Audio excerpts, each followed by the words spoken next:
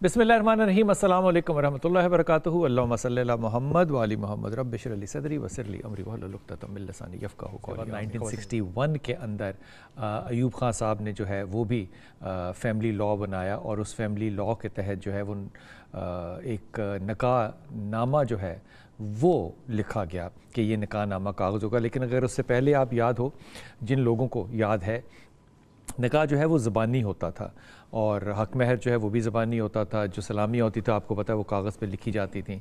ये ज़ुबान पे ट्रस्ट का मामला था। लेकिन फिर तरक्की के साथ साथ एक वक्त ये भी आया कि इस सारी चीज़ों को लिखने का पाबंद बनाया गया और इनको फिर एक लीगल कवर भी दिया गया। इसमें बहुत सी शिकें जो हैं वो नई भी डाली गई हैं वक्त के साथ साथ। इसमें मुकम्मल तौर पे जो है वो तकरीबन 24 कॉलम हैं जिनको कि फिल इन करना पड़ता है। इनमें से जो कुछ कॉलम हैं, मिसाल के तौर पे 13 से लेकर 17 तक जो हैं वो महर जो है उसको डील करते हैं। लेकिन कुछ ऐसे भी हैं जो कि गुफ्तगू के दरमियान मैं अर्ज़ करूँगा अपने मेहमानों से, जो कि तलाक़ के मामले में है और जो हक़ तलाक़ के बारे में है। लेकिन बहुत अच्छी या बहुत एक बहादराना कहिए या एक बहुत क्या कहना चाहिए इख्तलाफी नोट वाली जो बात है वो ये है कि इस्लामी नज़रियाती कौंसिल जिसके चेयरपर्सन डॉक्टर राग़िब नईमी हैं, उन्होंने जो सुप्रीम कोर्ट ने 18 सफ़ों का एक ऑर्डर लिखा और वो ऑर्डर की बुनियाद ये थी कि उन्होंने 18 सफ़ों में ये दर्ज किया कि दूसरी शादी जो है अगर कोई शख्स कर ले तो पहली शादी ख़त्म करने की ये दलील बन सकती है, ये वजह बन सकती है। तो काउंसिल ऑफ इस्लामिक आइडियोलॉजी ने कहा कि हुजूर दूसरी शादी करना जो है ये बीवी को ये हक़ नहीं देती कि वो तलाक़ ले ले या खुला ले ले या ये एम्पावरमेंट उसके पास चली जाए अगर वो निकाह नामे में पहले से दर्ज नहीं है। अब ये भी बहस तलब बात है कि निकाह नामे में पहले से ये दर्ज क्या शराइत इस्लामी है या नहीं है। हमारे साथ और रबाब सलमान भी हमारे साथ होगी। सुप्रीम कोर्ट ने अपने 18 पेजेस की जो फैसला है उस पर बना दिया है, ये लिख दिया है कि जनाब दूसरी शादी जो है वो अगर कोई शख्स करे तो इसको बुनियादी तौर पे, ये मैं अपने लफ्ज़ों में बात कह रहा हूँ, उसको पहली औरत के लिए जुल्म तस्लीम किया जाएगा और इस जुल्म की बुनियाद पे वो तनसीख़ निकाह की हक़दार होगी। ऐसी ही बात ही है जी, ठीक है ना। रबाब अस्सलाम वालेकुम जी, बेटा आप इस पर अपनी राय दीजिएगा कि सुप्रीम कोर्ट का लॉ जो है, जो कानून है, जो उन्होंने फ़ैसला किया है, उलमा इकराम कह रहे हैं कि ये शरीयत के मुताबिक नहीं है फ़ैसला, इस पे क्या टेक आपकी? असल में जो लॉ है वो बिल्कुल क्लियर है, उसमें ये बात कही गई है कि this is one of the ground, इस एक ग्राउंड है जिस पे अगर आदमी दूसरी शादी करता है and that is not in the knowledge or with the consent of the wife, पहली बीवी को पता नहीं है या इजाज़त नहीं है, इजाज़त नहीं है, उससे कंसेंट नहीं लिया गया, तो फिर जो है वो उसके पास एक ग्राउंड बन जाती है कि वाई यानी कि मेरी जो हैसियत है वो ख़त्म हो रही है, मेरा राइट कोई ऑप्रेस्ड हो रहे हैं और जो है व्हाटएवर, तो वो इस वजह से ये ग्राउंड लेती है कि मुझे जो है इस बिना पे जो है मुझे खुला चाहिए।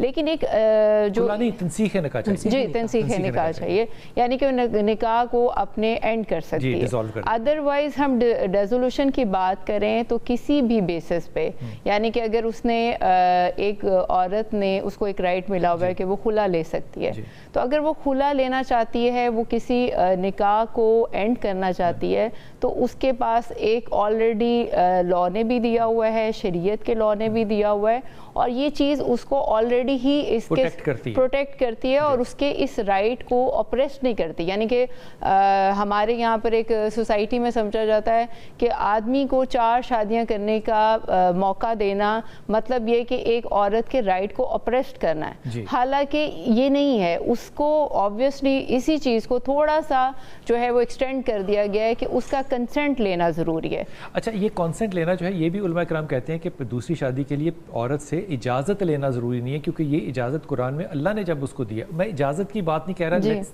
Take the word option, option एक बेहतर लफ्ज़ है। तो इसमें अगर और पहला कानून ये भी गैर शरई, अगर ये कानून है तो ये भी गैर शरई है कि उससे इजाज़त लेगा जो अल्लाह ने पहले से इजाज़त रख दी हुई है। दूसरी बात ये कि इस ऑप्शन को जो अल्लाह ने उसको ऑप्शन दिया है, अदालत इसको जुल्म तस्नीम कैसे कर सकती है? देखिए अल्लाह ने पहली बात की जो ऑप्शन दी है दैट इज़ कंडीशनल, وہ اس کو جو ہے اوپن نہیں دی گئی کہ اگر اس نے شادی کرنی ہے دوسری تو وہ سب سے پہلے جسٹ کرے. اگر وہ جسٹس کر سکتا ہے تو جسٹس کس کے ساتھ کرنی ہے؟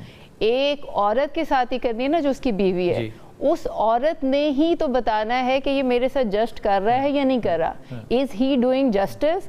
کیا یہ لیکن جسٹس کس چیز میں؟ مطلب جسٹس محبت میں، فائنینشلی. محبت کی ججمنٹ کو جج کون کرے گا؟ آبویسلی جب دو ایک کپل ہے تو بیوی ہی بتا سکتی ہے کہ میرا خامن سے میرے سے محبت کرنے میں کوئی کمی نہیں دے رہا، اس میں وقت ہر چیز آ جاتی ہے. اس کو رباب اگر آبجیکٹیولی دیکھا جائے تو اس بات پہ آبجیکٹ کیا جا سکتا ہے کہ یہ میرا نان نفقہ اب پورا نہیں کر رہا.